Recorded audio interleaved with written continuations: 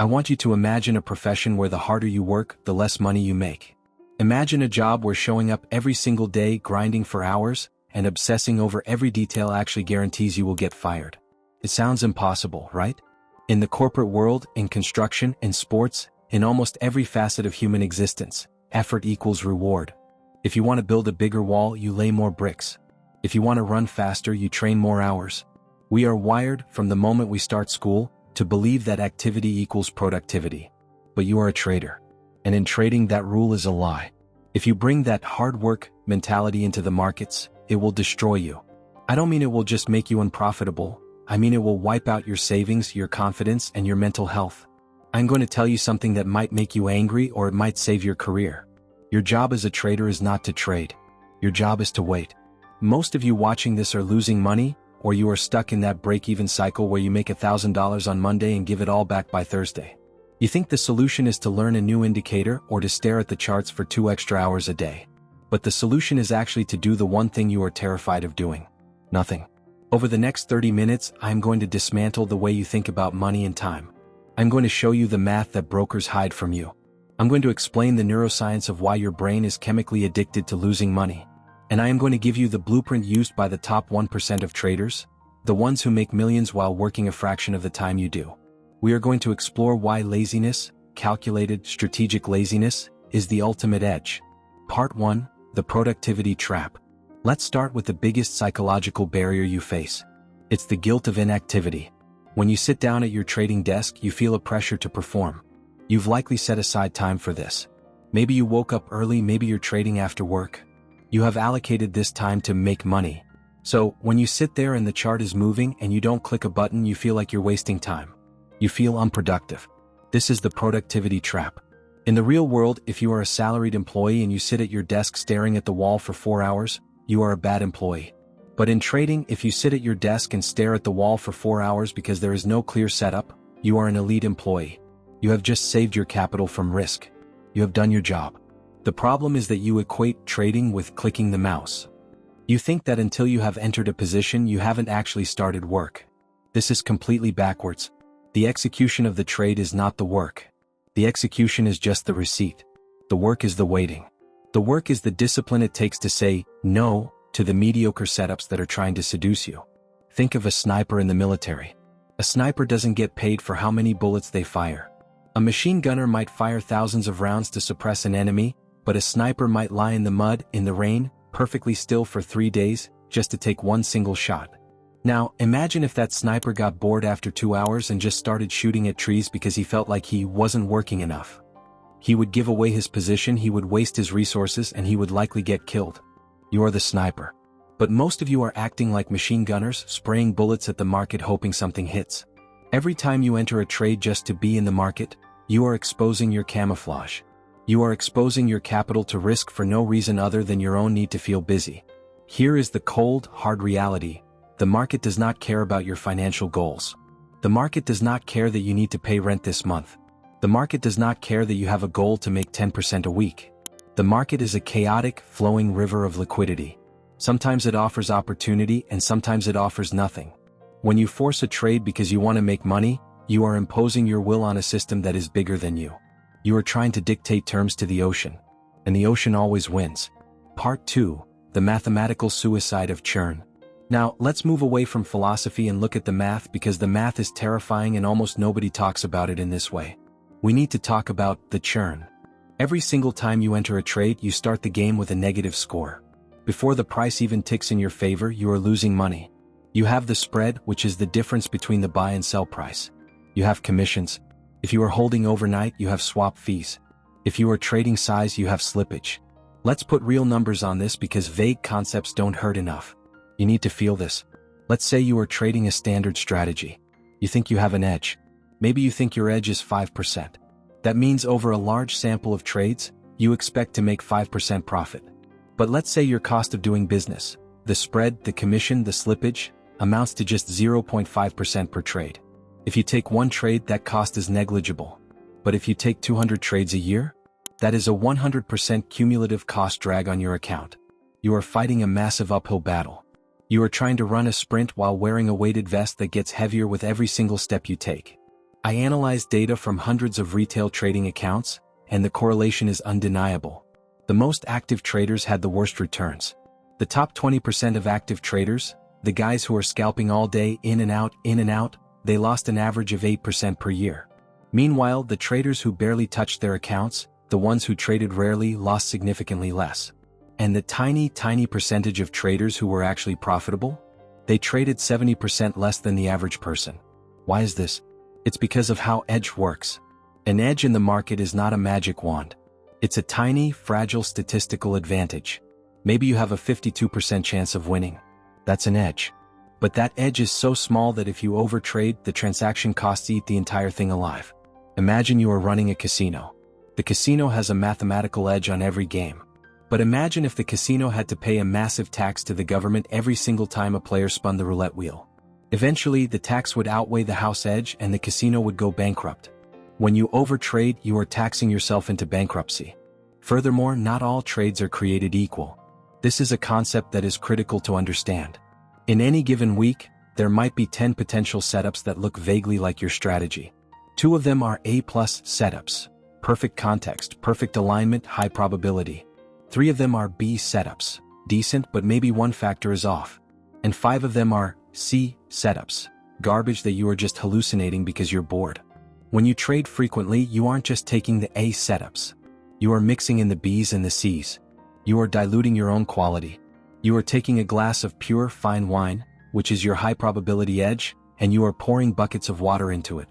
By the time you drink it, it's tasteless. You have watered down your expectancy to zero. The fee structure hits the garbage trades just as hard as the good trades. You are paying premium prices for discount merchandise. Part 3. The neuroscience of addiction. So, if the math is so obvious and if the logic is so clear, why do we still do it? Why can't we just sit on our hands? The answer lies inside your skull. We need to talk about dopamine and the concept of prediction error. Your brain is a prediction machine. It is constantly trying to guess what will happen next. When you look at a chart, your brain says, I predict the price will go up. When you click buy, you are placing a bet on that prediction. Now here's the kicker. If you knew for a fact you would win, your brain wouldn't release much dopamine. It would be boring. But because you don't know, because there is uncertainty, your brain goes crazy. When you win a trade that was uncertain, you get a massive flood of dopamine. Feels amazing. Feels like you are a genius. Feels like you have conquered the world. But here is the dark side. You get a similar chemical reaction even when you almost win, or when you lose but you see where you went wrong. The anticipation of the reward is more addictive than the reward itself. This is exactly, and I mean exactly, how slot machines are designed. They operate on what psychologists call an intermittent reinforcement schedule. If you won every time, you'd get bored. If you lost every time, you'd quit. But if you win sometimes randomly, you will pull that lever until you starve to death. When you are overtrading, you are not investing. You are stimulating your brain. You are scratching an itch. You are feeding a chemical addiction. The market has become your slot machine. Every time you enter a trade, you are buying a lottery ticket. You tell yourself it's analysis, you tell yourself it's strategy, but deep down your subconscious is just screaming for that hit of uncertainty and excitement. This is why trading less is so physically painful for new traders. When you stop trading, you are effectively going into withdrawal. You feel restless. You feel irritable. You feel a phantom itch to check your phone. That is not ambition, that is a detox symptom. You need to recognize it for what it is. You are a dopamine addict looking for a fix, and the market is the dealer. The only way to break the cycle is to starve the addiction. You have to endure the boredom until your brain resets its baseline. Part 4. Decision fatigue and the finite battery. Let's layer on another biological reality, decision fatigue. You like to think that your brain is a computer, capable of processing infinite data without getting tired. But your brain is not a computer, it is a biological organ like a muscle.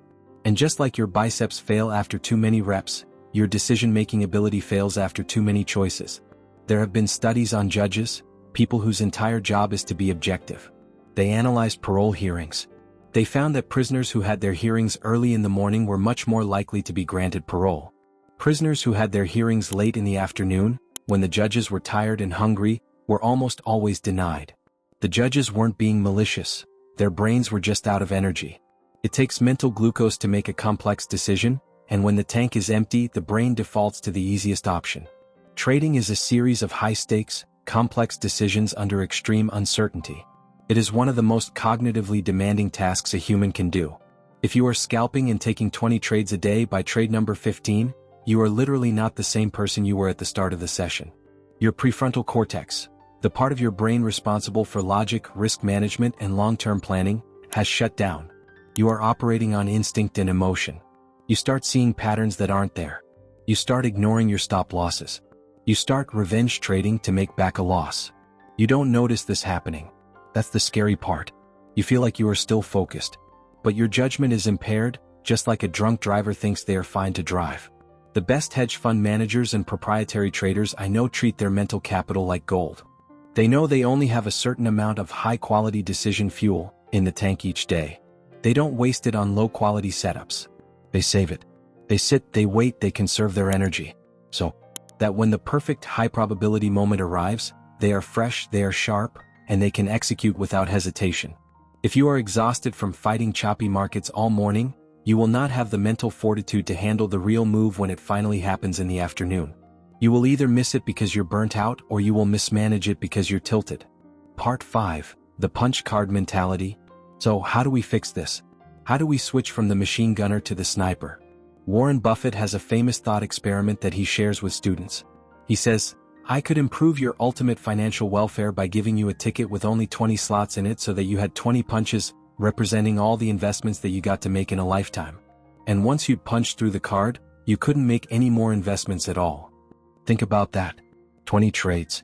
For your entire life. If you had that punch card in your hand right now, would you have taken the trade you took this morning?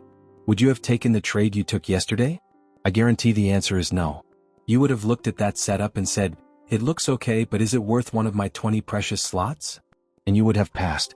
You would become incredibly selective. You would research deeper. You would wait for the stars to align. You would demand perfection before risking your capital. And because of that extreme selectivity, your win rate would skyrocket. Your average return would explode. Now, obviously, as a trader, you will make more than 20 trades in a lifetime. But you need to adopt the psychology of scarcity. Right now, you treat trades as if they are infinite. You think, if I miss this one, there's another one in 5 minutes. And that abundance mindset makes you lazy. It lowers your standards. It makes you sloppy. I want you to imagine you have a punch card for the week. You only get 3 trades this week. That's it. If you use them up on Monday on garbage, you have to sit on your hands for 4 days while the market moves without you. How much more careful would you be? How much more disciplined would you be? This is how the pros think. They don't look for reasons to enter. They look for reasons to stay out. They are looking for the no. They are trying to disqualify the trade. They look at a chart and say, the trend is good but the volume is low. Pass. The support is there but the news is coming out in an hour. Pass. They filter and filter and filter until they find a setup that they literally cannot find a reason to say no to. That is the trade they take. Part 6. The math of recovery. We need to address the most dangerous consequence of overtrading, the drawdown spiral. When you trade too much, you are statistically guaranteed to hit a losing streak. It's just math. But when you are overtrading, that losing streak happens fast and it goes deep. Here is the math of losses that you need to burn into your brain. If you lose 10% of your account, you need to make 11% to get back to break even. That's manageable. If you lose 20% of your account, you need a 25% gain to recover. Getting harder. If you lose 50% of your account, which is very easy to do if you are overtrading on tilt, you need a 100% gain just to get back to where you started. Think about how hard it is to double an account. It takes incredible skill and patience, and you have to do all of that work just to get back to zero. You are working for free. Overtrading digs the hole. Selectivity keeps you out of the hole. The trader who trades less has shallower drawdowns. If you only take the A+ setups, you might lose, but you probably won't lose 5 times in a row. And even if you do take a loss because you aren't manic, you have time to reset. You have time to analyze what happened. The overtrader takes a loss, gets angry, enters immediately again, loses again, doubles the position size to make it back, loses again, and within 2 hours they have done a month's worth of damage. They have dug a 50% hole that will take them a year to climb out of. Preserving your capital is more important than growing it. Let me say that again. Preserving your capital is more important than growing it. Because if you have capital, you can always wait for the next opportunity.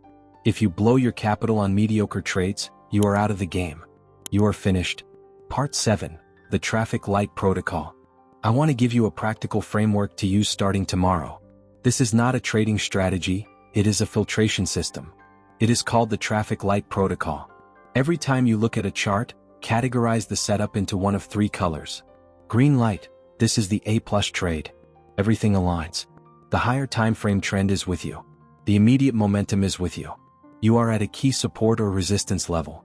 The volume confirms the move. Your risk-to-reward ratio is at least 1:2 or 1:3. You feel calm. You don't have to squint to see the setup. It jumps off the screen. These are the trades you take with full confidence. Yellow light, this is the B trade. Most things look good, but something is annoying you. Maybe the trend is up, but the market is a bit overextended. Maybe the level is good, but the volume is weak. Most traders take these trades. They think, it's good enough. In this protocol, yellow light means stop. You do not take the trade. Or if you are truly advanced, you take it with half size. But for most of you, yellow means no. Red light, this is the C trade. You are forcing it. You are bored. You are trying to predict a reversal against a massive trend just because you think it has to turn soon. You are trading news volatility. This is gambling. This is immediate rejection. The secret to making millions in this game is simply this: only take the green lights. If you eliminate the red and yellow trades, your volume will drop by 70% or 80%. You might go 3 days without clicking a button. And that will feel uncomfortable. But look at what happens to your P&L. Your losses disappear because most of your losses came from the red and yellow trades. Your winners get bigger because green light trades tend to run further and faster. You will realize that by doing less, you are actually extracting more profit from the market. You are skimming the cream off the top and leaving the sour milk for the other retail traders who don't have this discipline. Part 8: Opportunity Cost and Dry Powder. There is one final concept we need to touch on: opportunity cost. Money is not the only limited resource you have. Attention is limited. Emotional bandwidth is limited.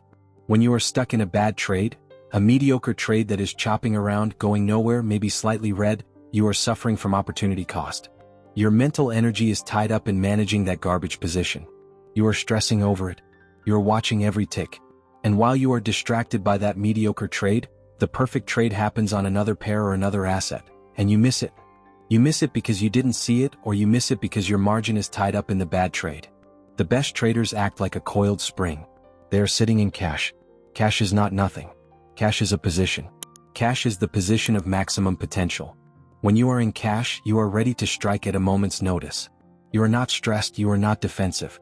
You are aggressive and ready. By always being in a trade, you render yourself impotent. You cannot take advantage of the market crash or the massive rally because you are already stuck in 5 different losing positions. You need to value your dry powder. Keep your powder dry so that when the target is right in front of you, you can fire the cannon. Conclusion: the challenge. So, here is where we leave the theory and move to action. I have a challenge for you. For the next 30 days, I want you to cut your trading volume in half. If you usually take 10 trades a week, I want you to cap yourself at 5. If you are a day trader taking 5 trades a day, cap yourself at 2. I want you to use the extra time not to trade but to journal. I want you to write down every time you wanted to take a trade but didn't because it wasn't a green light setup. At the end of the month, look at those trades you skipped. Look at how many of them would have been losses or break-even stress fests. Calculate how much money you saved by simply doing nothing. Then look at the trades you did take, the high-quality ones. Look at your win rate. Look at your mental state. You will find that you made more money. You will find that you slept better. You will find that you actually enjoyed trading again instead of feeling like a slave to the charts. Trading is the ultimate paradox. It is the only place where trying less hard makes you more successful. It is a transfer of wealth from the impatient to the patient, from the active to the selective, from the dopamine addicts to the disciplined snipers. The market will always be there. It will be there tomorrow, next week, and next year. The opportunities are infinite, but your capital is finite. Your mental health is finite. Stop trying to conquer the market with volume. Stop trying to trade your way to wealth. Start waiting your way to wealth. Your job isn't to trade. Your job is to wait for the money to be lying in the corner, and all you have to do is walk over and pick it up. Until you see that, do nothing. Trade less. Make more. It's that simple and it's that hard.